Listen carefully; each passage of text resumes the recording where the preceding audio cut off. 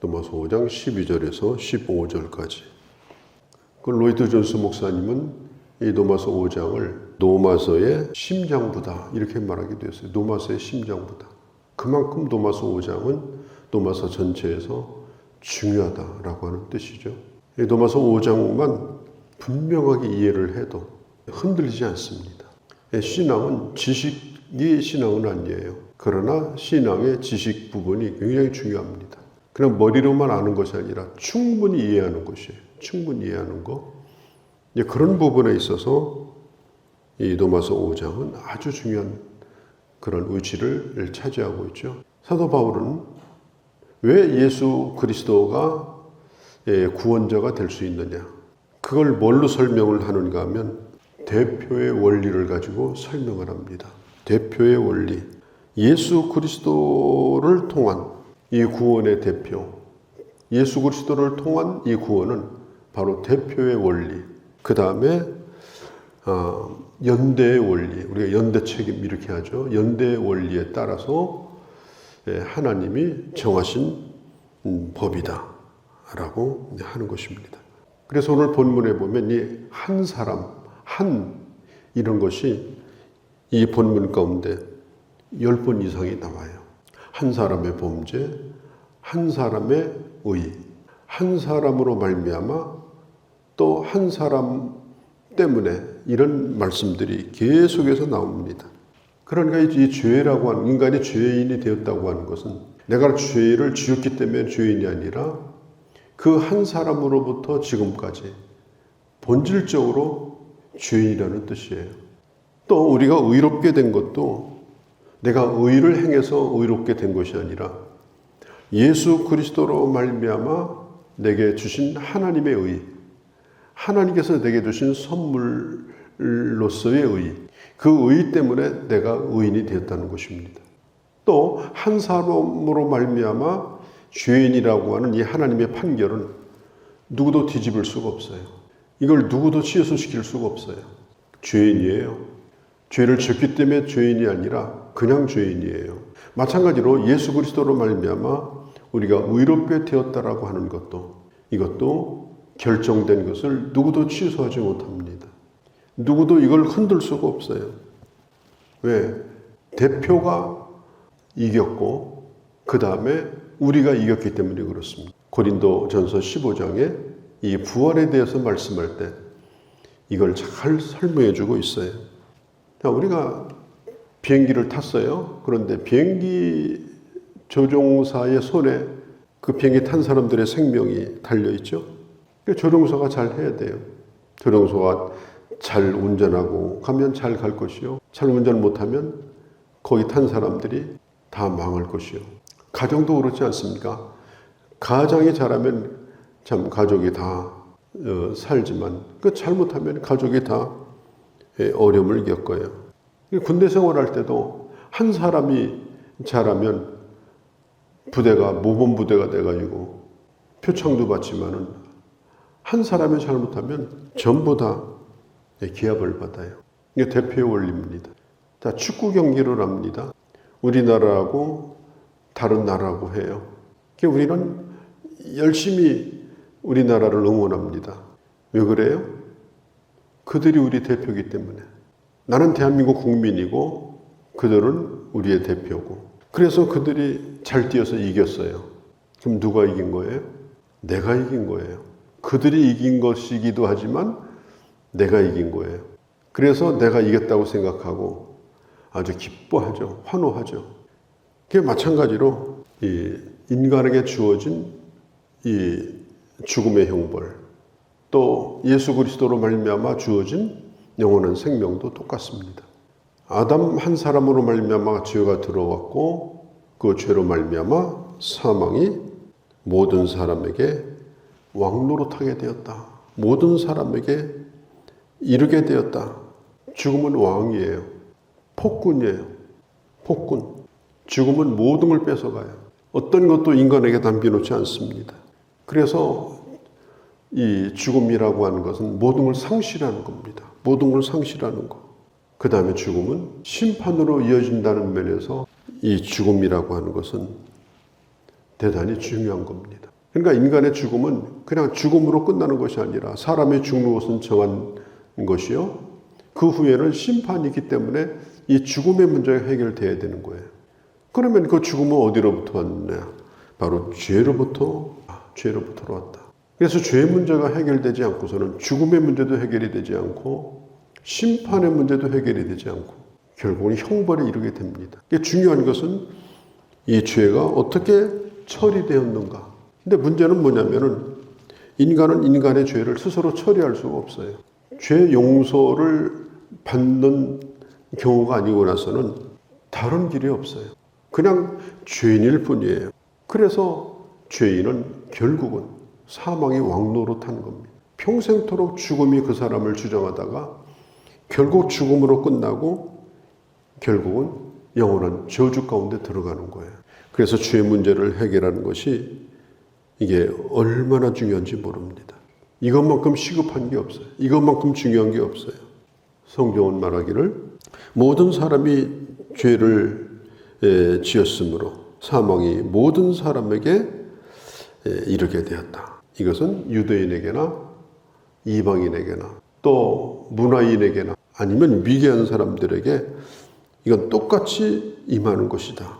그러니까 지난번에 본 것처럼 이것이 사형에 해당된다는 걸 알면서도 자기도 행하고 괜찮으니까 너도 하라고 다른 사람도 죄를 짓도록 만든다.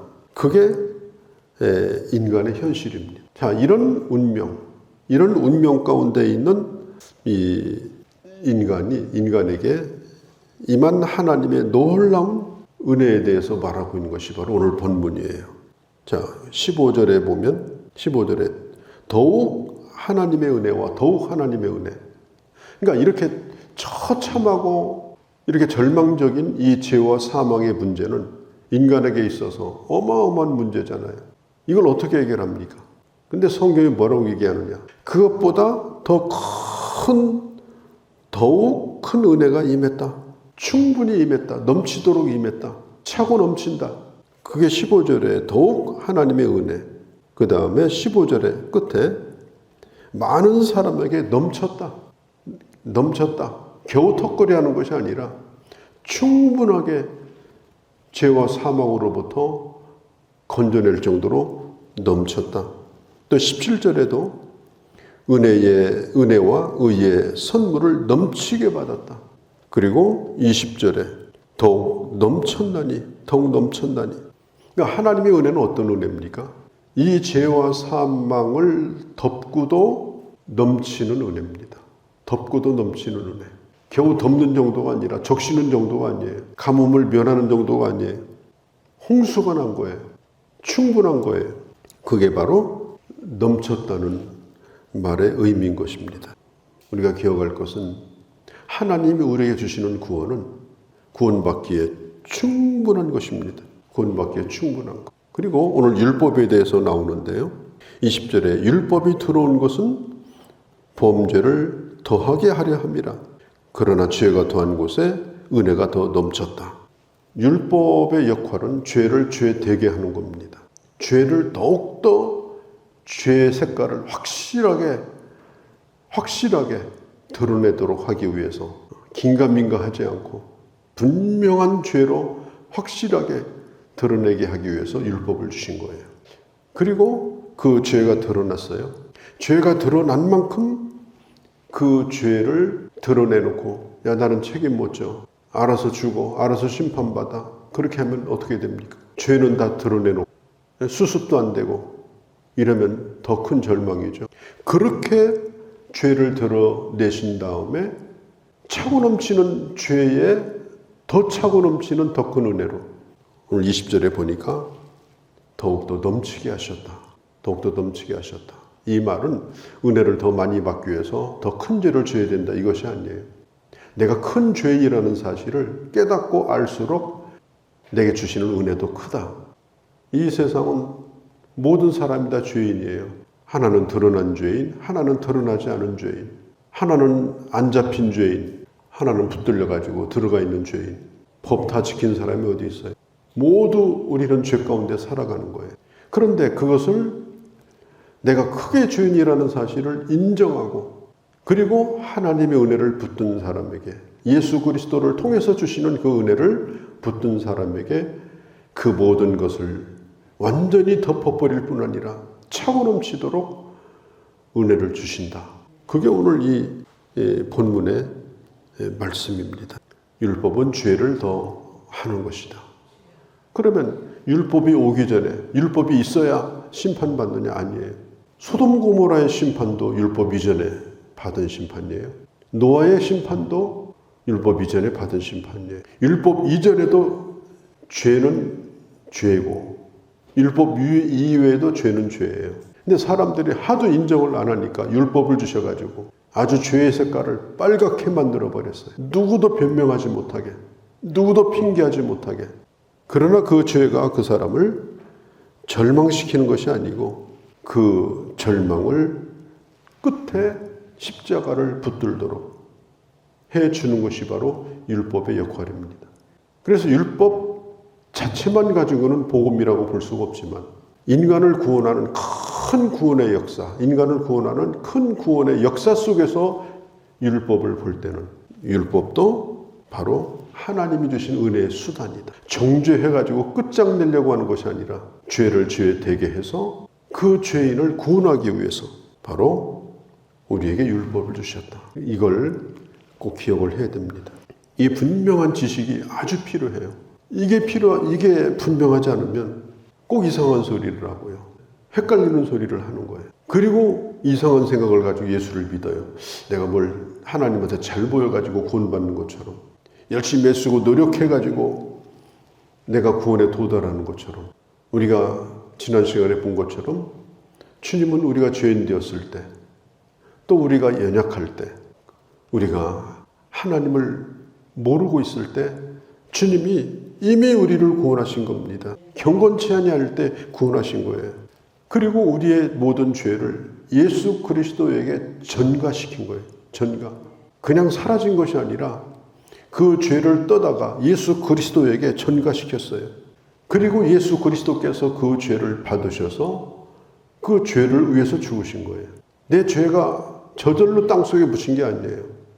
그리스도에게 전가되어지고 예수 그리스도께서 그 놀라운 속죄의 사역을 통하여 그 죄를 해결해 주심으로 우리는 예수 그리스도의 의로 말미암아 그분이 주신 의의 옷을 입고 그분이 주신 의를 가지고 이제는 하나님 앞에 영광을 돌리는 겁니다. 어떤 분은 이제 그런 얘기를 해요. 아니 아담의 죄가 왜 모든 인간에게 전가되냐? 그건 공정한 것이 아니다. 공정타령을 해요. 공정타령을. 그런 신학자도 있어요. 그러면 저는 그렇게 대답을 하고 싶어요. 그러면 예수 그리스도 한 분의 의가 그를 믿는 자에게 왜 의롭게 하느냐? 그건 또 공정한 거냐? 아담의 죄가 모든 사람에게 임하는 것이 공정한 것이 아니라면 예수님의 구속의 사역도 우리와 상관이 없는 거예요. 아담으로 말미암아 모든 사람의 죄인 된 것처럼 예수 그리스도로 말미암아 그를 믿는 자에게 충분히 넘치도록 주시는 은혜로 말미암아 우리가 하나님의 자녀가 되어진 것, 이것은 매우 공정한 것이다. 이것은 하나님의 법대로 이루어진 것이다 라고 하는 것입니다. 그래서 하나님 은혜가 넘치는 거예요. 내 안에 충분히 넘치는 겁니다. 겨우 그냥 느끼는 게 아니에요. 겨우 그렇다고 인식하는 것이 아니에요. 예수 그리스도의 부활로 말미암아서 예수 그리스도의 구속의 사역으로 말미암아서 이걸 확실하게 이걸 확증해 주었어요. 그래서 지난 시간에 말씀드린 것처럼 즐거워라, 즐거워라, 누리라. 우리가 노마서라는 이 책을 무슨 교리책으로 알아요? 그렇지 않습니다. 노마서는 교리책이 아니에요. 예수 그리스도를 믿는 자에게 주시는 하나님의 은혜의 깊이가 얼마나 깊은가, 그걸 가늠해 주는 거예요. 그 은혜의 세계가 얼마나 풍성한가, 그걸 가늠해 주는 거예요. 그래서 로마 교인들뿐 아니라 예수를 믿으면서도 이것에 대해서 잘 모르는 사람들, 그냥 심장병에 걸려가지고 심장이 뛰는지 안 뛰는지, 뛰었다 말았다 하고 곧 죽을 것처럼 그런 신자들이 많아요. 어떤 때는 믿는 것 같은데 어떤 때는 안 믿는 것 같고, 그들의 심장을 다시 뛰게 만들어서, 어떻게 뛰게 만들어요? 뜨겁게 뛰게 만들어서 우리의 소망이 뭔지를 확실하게 보여주어서 그 은혜를 누리고 그리고 즐거워하도록 하기 위해서 이 노마서를 주신 겁니다. 이 노마서는 차디찬 어떤 지식이나 교리가 아니에요. 우리가 이 지식주의라고 하는 게 얼마나 위험한지 몰라요. 전도지 읽어주고 느낌이 오냐? 느낌이 와요. 그런 것 같으냐? 그런 것 같아요. 그러면 내가 기도해 줄게. 아멘 하면 오늘 당신 구원받았습니다. 언제 구원받았습니까? 그때 읽어줄 때 구원받았습니다. 그게 얼마나 허망한지 몰라요. 그렇게 해서 구원받는 사람도 있어요. 그러나 그것이 구원의 증거는 아니에요. 지식이 구원은 아니에요. 내가 알고 있는 이 지식이 정말 나를 흥분시키는가? 나를 확신케 하는가? 오늘 나를 열정 있게 하는가? 그리고 내 목을 내놓고라도 나는 이 지식을 확신할 뿐 아니라 전할 수 있는가? 그 은혜가 내게 차고 넘치는가? 한정 지을 수 없는 하나님의 은혜를 당신은 믿을 뿐 아니라 정말 누리고 있는가? 그게 바로 노마서가 가져다주는 유익이고 또 하나님이 우리에게 노마서를 주시는 이유입니다. 요한복음 1장 14절에 보면 하나님의 아들이 이 땅에 오셔서 은혜와 진리가 충만하다고 했어요. 그리고 노마서 1장 14절에 보면은 우리가 다 그의 충만한 데서 받으니 은혜 위에 은혜로라. 그 그리스도의 충만을 우리가 받았어요. 은혜 위에 은혜라 이 말은 그냥 은혜가 아니라 그 은혜 이상의 은혜다. 은혜 이상의 은혜다. 에베소서 2장이 그걸 말해줍니다. 그의 넘치는 은혜라고. 에베소서 2장, 에베소서 3장, 측량할 수 없는 은혜, 그 사랑의 깊이와 넓이를 깨달아서 알아라. 측량할 수 없는 은혜. 로마서 8장의 성도의 견인, 이 견인이라는 말은 끝까지 보증해주는 튼튼한 약속, 이 견인, 최종까지 이르는 그 성도의 견인, 그게 바로 예수 그리스도로 말미암아 주신 충분한 은혜입니다. 이걸 누리지 못하는 것도 죄예요. 바보예요. 왕의 아들로 태어났는데 왕궁 앞에서 깡통 하나 갖다 놓고 거지 노릇하면 아버지가 지나가면서 뭐라고 그러겠어요? 너는 바보다. 백성들이 지나다니면서 뭐 하겠어요? 이상한 왕자 하나 태어났다. 왕의 얼굴에 먹칠을 하는 죄예요.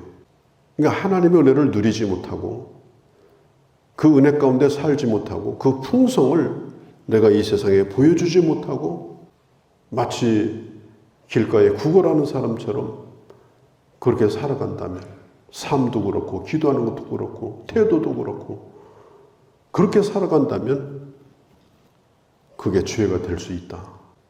그건 대단히 안타까운 일이다. 겨우 구원의 확신을 가지는 것이 아니다. 읽어줘서 그렇다고 머리로 인식하는 것이 아니다. 우리가 찬송 가운데 좋아하는 찬송이 있죠. 한량할 수 없는, 한량 없는 은혜, 갚을 수 없는 은혜, 내 삶을 에워싸는 그 은혜. 그러니까 하나님의 은혜라고 하는 것은 내 삶을 에워싸는 은혜. 내가 은혜 속에 에워싸여가지고 우리는 날마다 그걸 누리며 사는 것이 바로 신앙생활입니다. 그게 바로 노마서가 가르쳐주는 거예요. 오늘도 그런 은혜 가운데 이 은혜를 세상에 흘려보내서 세상도 은혜를 사모할 수 있도록 그런 하나님의 사람으로 살아가시기를 바랍니다.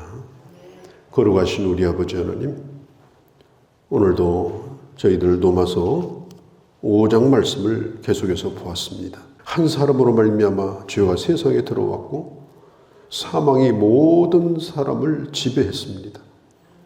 그러나 그 사망을 덮고도 남는 차고 넘치는 하나님의 은혜로 말미암아 오늘 이제는 생명이 내게 왕노릇하고 그 생명이 나를 주장하고 그 생명의 풍성함을 이 세상에 보여주는 자로 우리로 하여금 살 수 있도록 은혜 베푸심을 참으로 감사합니다. 더욱더 넘치는 은혜를 체험하며 그 넘치는 은혜를 선포하며 그 넘치는 은혜를 누리며 사는 저희들 되게 하여 주옵소서. 우리 주 예수님의 이름으로 기도하옵나이다. 아멘.